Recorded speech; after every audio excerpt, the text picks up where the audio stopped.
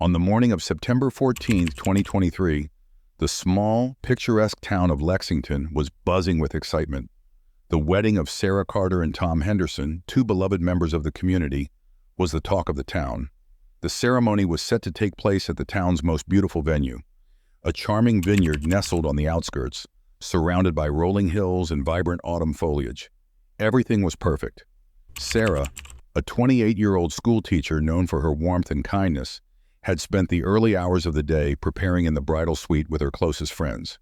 The suite, adorned with delicate lace curtains and fresh flowers, was filled with the laughter and chatter of the bridesmaids as they helped Sarah into her elegant white gown. As she looked at herself in the mirror, Sarah couldn't help but smile. This was the day she had dreamed of her entire life. But as the hours passed, the joy and anticipation of the day began to unravel. Around 11 a.m., Jessica, Sarah's best friend and maid of honor, noticed something was wrong. Sarah, who had gone to the adjoining room to take a moment alone, hadn't returned. Jessica knocked on the door, calling out to her friend, but there was no answer. Her heart pounding with unease, Jessica slowly opened the door. What she saw would haunt her forever. Sarah lay motionless on the floor, her veil partially covering her face, her wedding dress stained with blood. The room, once filled with joy, now felt suffocating, the air thick with the scent of iron and the oppressive weight of death. Jessica's scream pierced the air, shattering the silence and drawing the attention of the entire wedding party. Within minutes, the vineyard was in chaos. Guests, unaware of the tragedy that had just unfolded, were escorted away by wedding staff and security. The police were called, and the once joyous occasion quickly turned into a crime scene. Detective Emily Shaw and her partner, Detective Mike Harris, arrived within an hour. Emily, a seasoned investigator known for her sharp instincts, took in the scene with a heavy heart. She knew from the moment she stepped into the bridal suite that this was no accident. The calm, happy day that had started with so much promise had been shattered by an act of unspeakable violence. As they began their initial examination of the scene, the detectives were struck by the lack of signs of struggle. Sarah's body, positioned so carefully in her wedding gown, suggested that she had known her attacker. There was no forced entry, no obvious signs of a fight, just the tragic, lifeless form of a bride who should have been walking down the aisle within the hour. The detectives quickly sealed off the area, ensuring that no one could enter or leave without their approval. Every inch of the bridal suite was meticulously examined, every detail noted and recorded. The crime scene was filled with wedding paraphernalia: Sarah's shoes neatly placed by the bed, a half-empty champagne flute on the vanity, and the bouquet she had been holding just hours earlier, now lying on the floor, its white roses stained red. The small town of Lexington, known for its tight-knit community and peaceful way of life, was now the center of a murder investigation.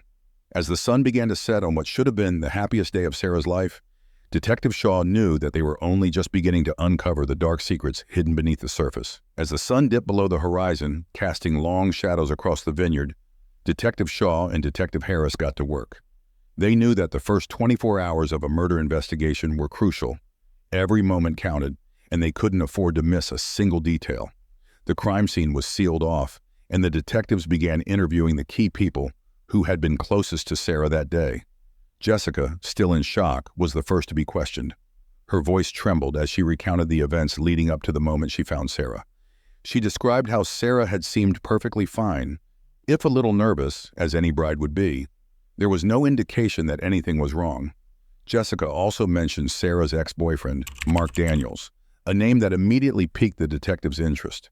Mark and Sarah had dated for several years before breaking up about a year ago.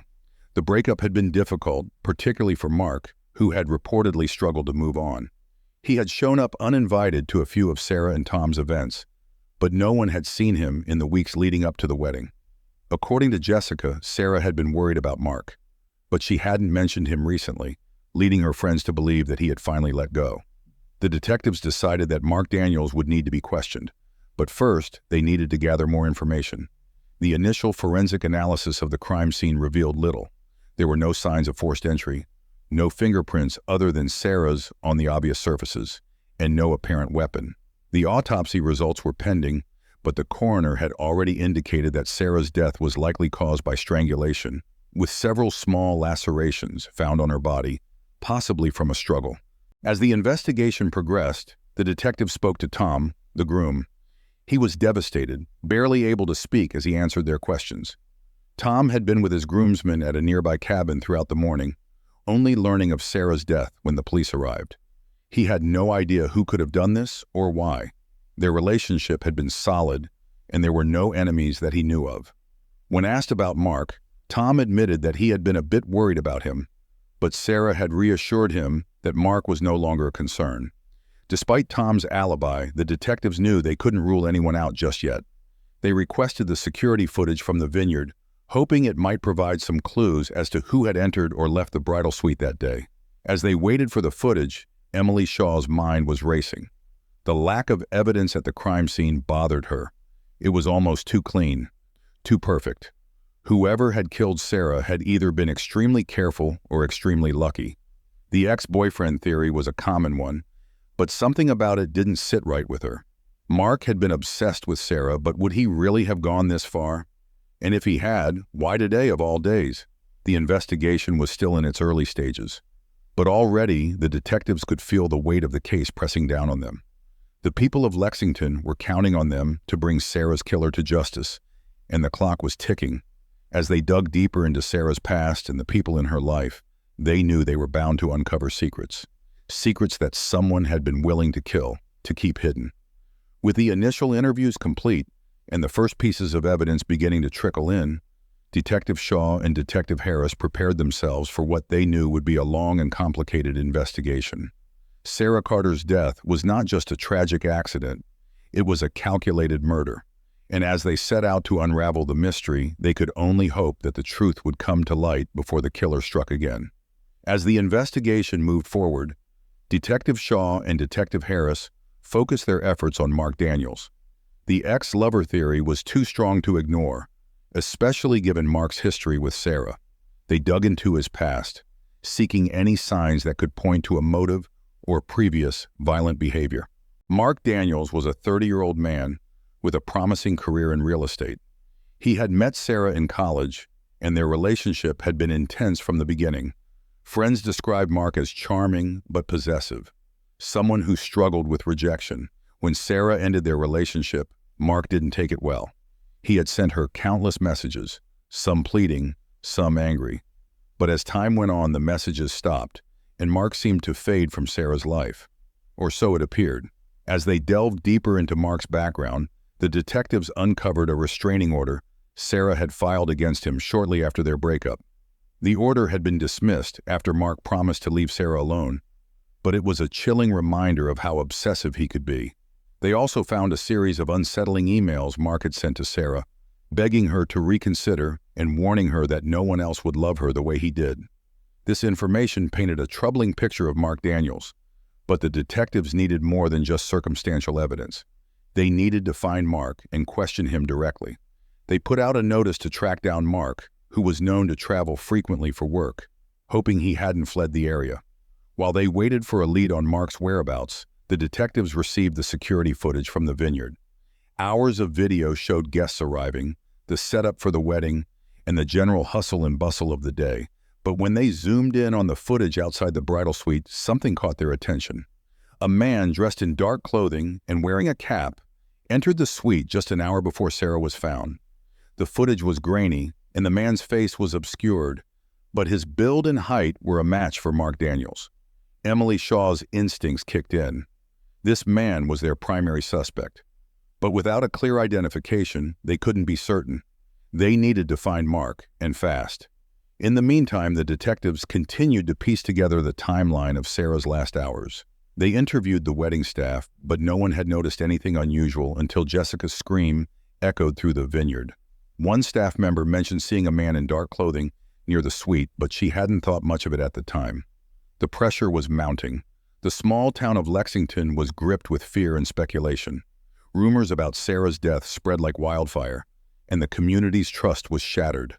People began locking their doors and eyeing their neighbors with suspicion. Everyone wanted answers, but the detectives were still grasping at pieces of the puzzle.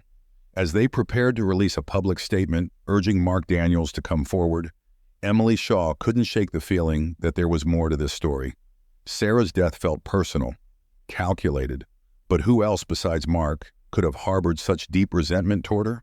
The detectives were on the brink of uncovering something darker, a past secret that had been buried long before the wedding day.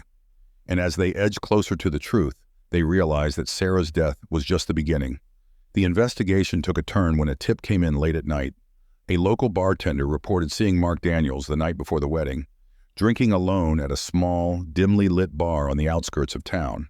According to the bartender, Mark had seemed agitated, muttering to himself and staring at a photo on his phone. When asked about it, Mark had said it was an old photo, something he should have deleted a long time ago, but couldn't bring himself to. This was the lead the detectives had been waiting for.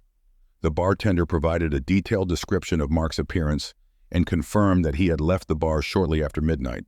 If Mark had been in town that night, it meant he had the opportunity to confront Sarah on her wedding day. The question was, did he? Detective Shaw and Detective Harris followed the lead, tracking Mark's last known movements. They visited the bar, spoke to other patrons, and reviewed the surveillance footage. It showed Mark sitting at the bar, drinking steadily and becoming increasingly agitated. He left around 12:30 a.m., walking out into the night with no clear destination. The detectives expanded their search, checking with local hotels and motels to see if Mark had stayed anywhere nearby. At a small, run-down motel a few miles from the vineyard, they found what they were looking for. The motel's register showed that Mark had checked in under a fake name on the night before the wedding. His car was still in the parking lot, hidden under a layer of dust. When the detectives knocked on the door of his room, there was no answer. Fearing the worst, they broke in, finding the room empty, but for a few scattered belongings. On the bedside table, they found an empty bottle of whiskey and a crumpled photo of Sarah and Mark, taken during happier times. The image was torn down the middle, a jagged line separating the once happy couple. Mark was on the run, and the detectives knew they had to act quickly. They issued an APB, hoping to locate him before he disappeared completely. But as they searched for Mark, a new development shook the case.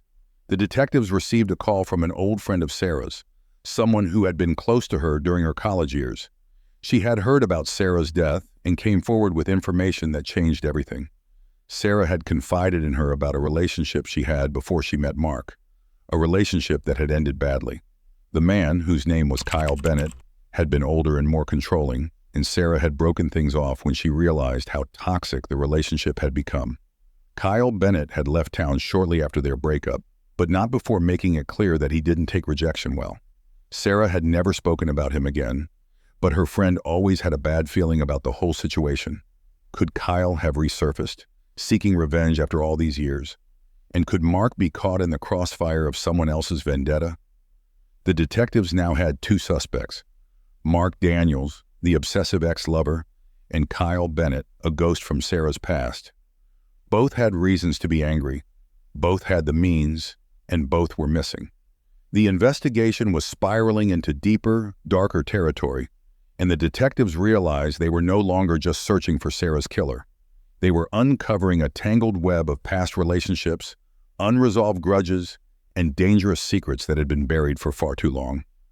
As they followed these new leads, the detectives couldn't shake the feeling that they were racing against time. The truth was out there somewhere, hidden in the shadows of Sarah's past.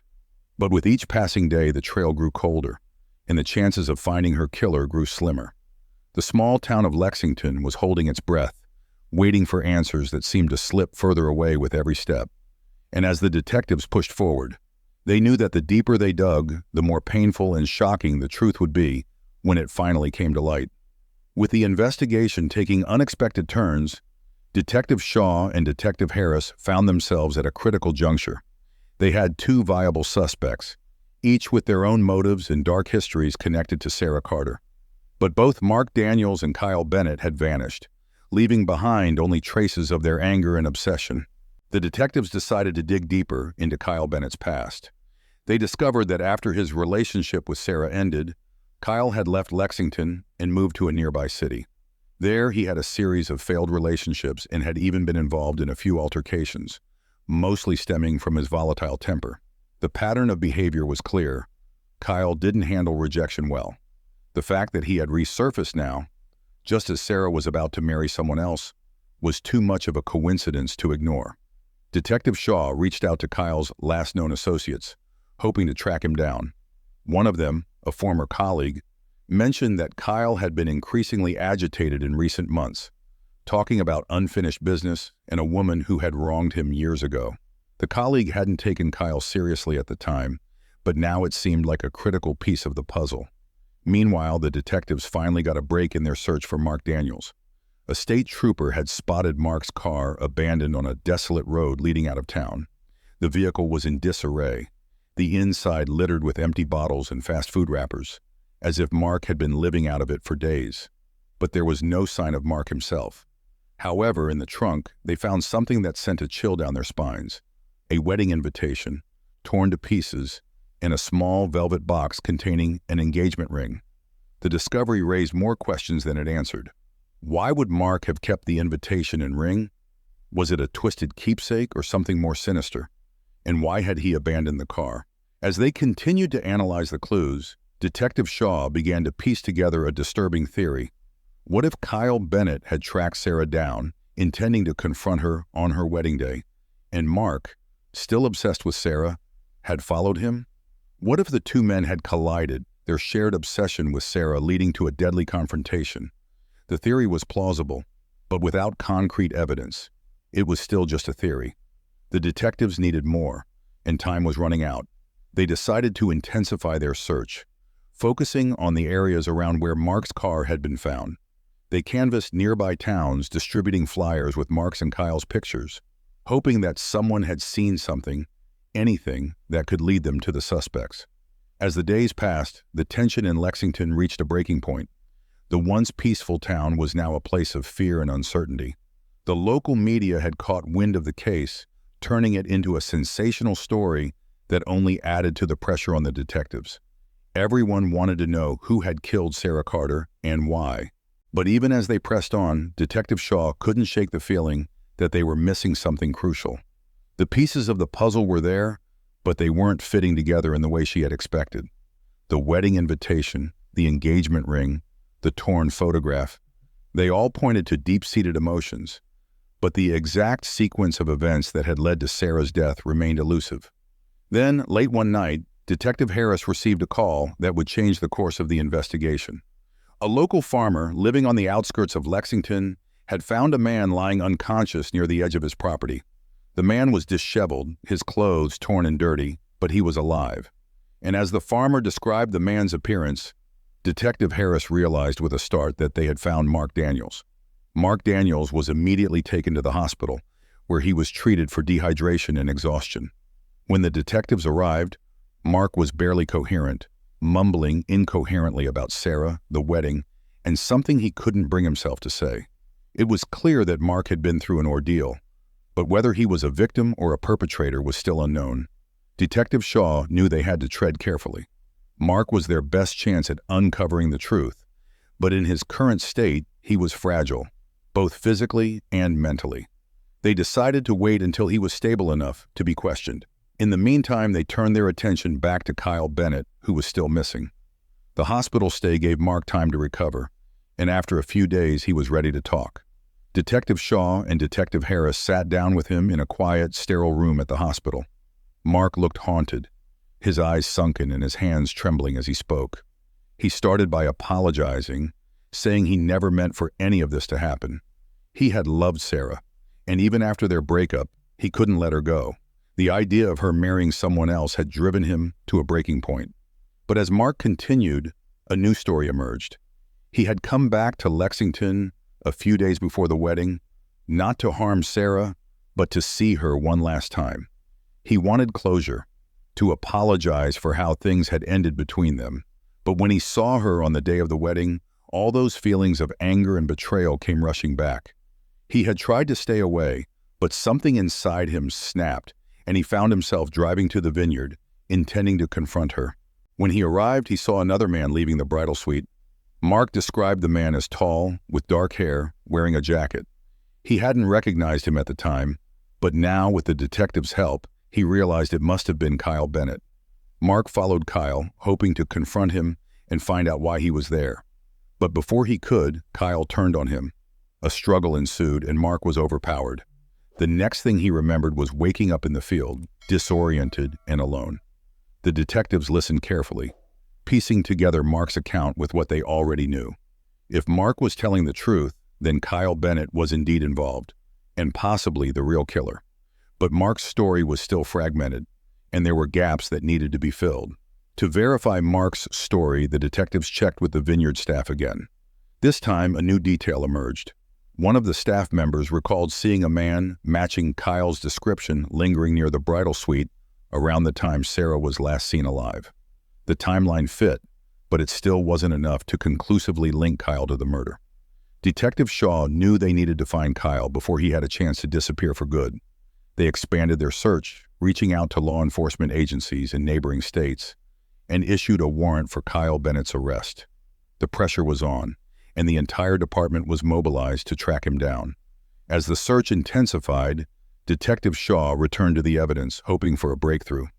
She reviewed the security footage again, the forensic reports, and the statements from witnesses, and then she found it. A small, almost overlooked detail in the forensic analysis. Fibers found on Sarah's dress didn't match anything in the bridal suite or on Mark Daniels. But they did match the fabric of an old jacket, one that had been linked to Kyle Bennett in a previous altercation years ago. This was the break they needed. With the fibers as evidence, along with Mark's testimony and the staff's statements, they finally had enough to charge Kyle Bennett with Sarah's murder. But as they prepared to make the arrest, another unexpected twist unfolded. A tip came in from a gas station attendant in a nearby town. A man fitting Kyle's description had stopped there, looking disheveled and nervous, and asked for directions to a remote cabin in the woods. The attendant had found it odd but didn't think much of it until he saw the news reports about Sarah's murder. The detectives knew they had to act fast. They gathered a team and headed to the cabin, hoping to finally bring Kyle Bennett to justice.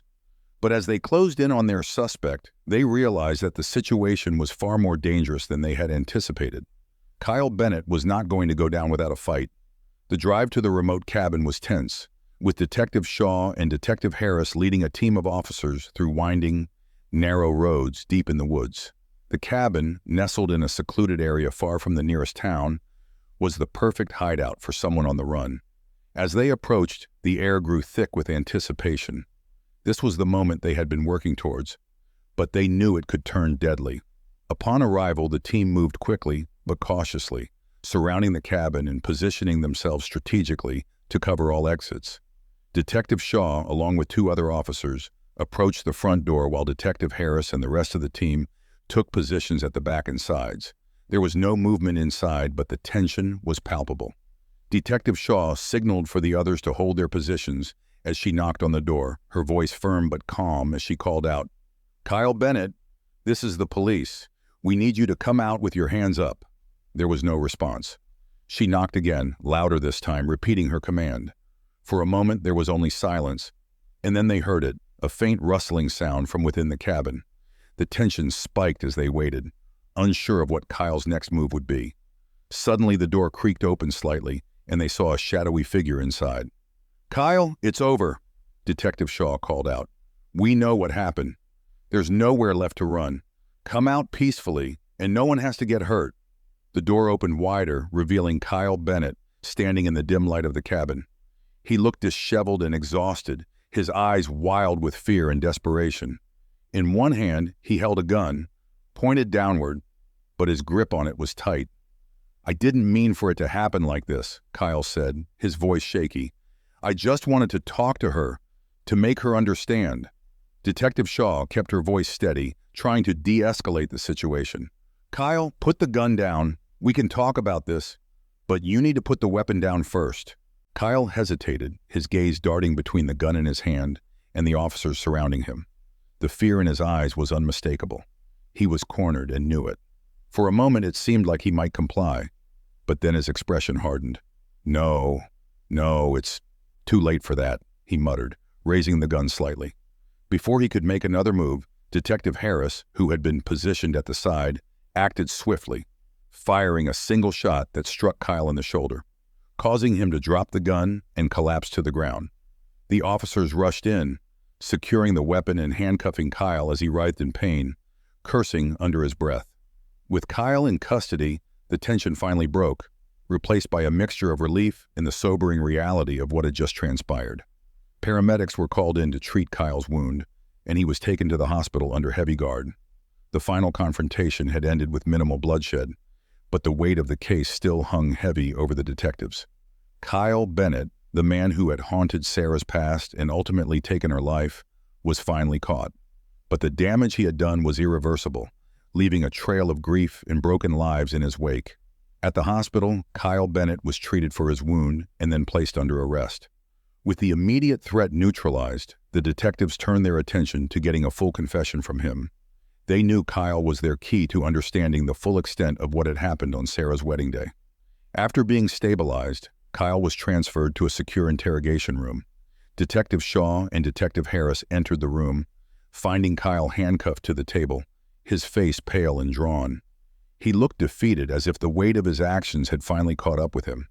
Detective Shaw sat across from him, her tone calm but firm. "Kyle, it's over. We have enough evidence to put you away for life. The fibers, the witness statements, Mark Daniels' testimony, they all point to you. But we need to hear it from you. Tell us what happened." For a long moment, Kyle remained silent, staring down at his hands. Then slowly, he began to speak. "I didn't want to hurt her," he said, his voice barely above a whisper. "I loved her. Even after all these years, I couldn't let go. When I heard she was getting married, it was like something inside me snapped." He explained how he had returned to Lexington after years of drifting, hoping to see Sarah one last time. He had tried to stay away, to keep his distance, but as the wedding day approached, he couldn't resist. On the morning of the wedding, he went to the vineyard, intending to confront Sarah, to make her understand how much she meant to him. "When I saw her in that dress, she looked so beautiful," Kyle continued, tears welling in his eyes.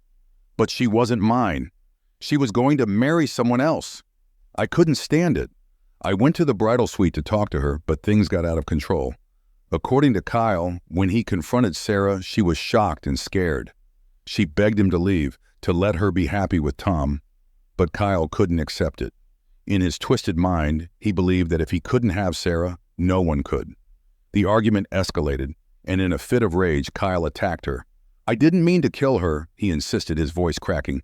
"I just wanted to make her listen, to make her understand. But when she fought back, I lost control. I strangled her. And when I realized what I'd done, I panicked." Kyle described how he had fled the scene, leaving Sarah's lifeless body behind. He had intended to leave town, but his guilt and fear had kept him nearby, unable to fully run away from what he had done. The confession was a grim confirmation of what the detectives had suspected, but hearing it from Kyle's own lips made it all the more real. There was no remorse in his words, only a sick, obsessive love that had driven him to murder the woman he claimed to cherish. With the confession recorded, Detective Shaw and Detective Harris knew they had everything they needed to close the case. But the sense of victory was bittersweet. Sarah Carter's life had been cut short by a man who couldn't let go of the past, and nothing could bring her back. The arrest of Kyle Bennett brought a sense of closure to the case, but it also left a lingering sadness in the hearts of those who knew Sarah. Lexington, a town once known for its peacefulness, had been forever changed by the tragic events that had unfolded. The shockwaves of Sarah's murder were felt by everyone, and the community struggled to come to terms with the loss. Sarah's funeral was held a week later, attended by hundreds of mourners who came to pay their respects. The vineyard, once a place of celebration, now served as a solemn reminder of the life that had been taken too soon. Tom Henderson, who had lost the love of his life on what should have been their happiest day, stood at the front of the crowd, his face etched with grief. Detective Shaw and Detective Harris attended the funeral, standing quietly at the back as the service unfolded. They had seen many tragedies in their careers, but this one felt particularly poignant. The case had been solved, but the emotional toll was heavy, and the impact on Sarah's family and friends was immeasurable.